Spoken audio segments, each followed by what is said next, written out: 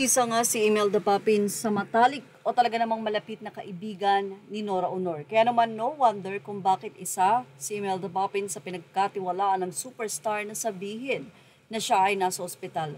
Well, totoo naman dahil nagulat na nga lang ang mga netizen na si Ate Gay pala ay nasa ospital at siya pala ay ooperahin dahil wala naman talagang nakakaalam. At ang mga taong pinagsabihan niya ay talaga namang mapagkakatiwalaan.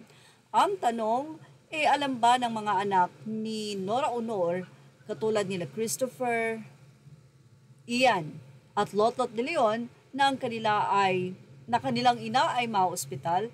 Yes, iyan ay sinagot ni Imelda Papin dahil ayon sa kanya, sa huling sandali ng buhay ni Nora Aunor ay nandoon ang kanyang mga anak, kasama niya, na nandoon sa ospital at syempre, nalulungkot dahil hindi nga nakasurvive ang superstar sa kanyang operation.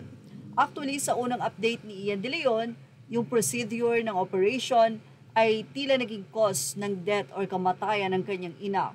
Pero yung mga sumunod na araw, kinlaro ni Ian De Leon na clinically speaking, aniya, respiratory failure ang naging sanhi or cause of death ng superstar na si Nora Aunor.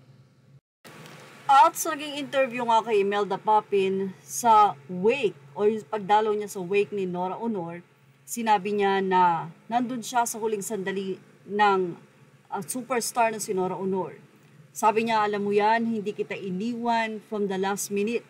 Nandyan ako, hindi kita iniwan. Actually, isinare din ni Imelda Papin ang moment niya kasama ang superstar at kung hindi nga tayo nagkakamali, ito nga ay nasa ospital, itong si Imelda Papin. Makikita nyo na napakalakas pa nga dyan ng superstar.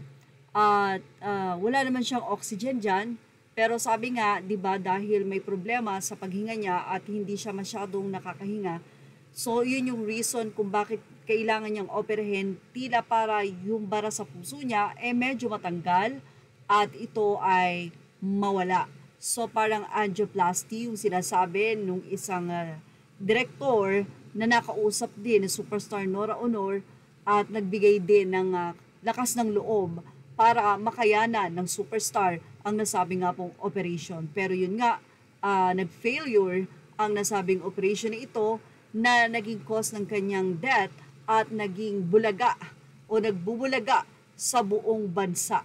Lalong-lalo na sa kanyang pamilya at sa mga nagmamahal na fans. Well, yan ang ating showbiz snap update. Images are all credit to the rightful owners. Please like, share, and subscribe.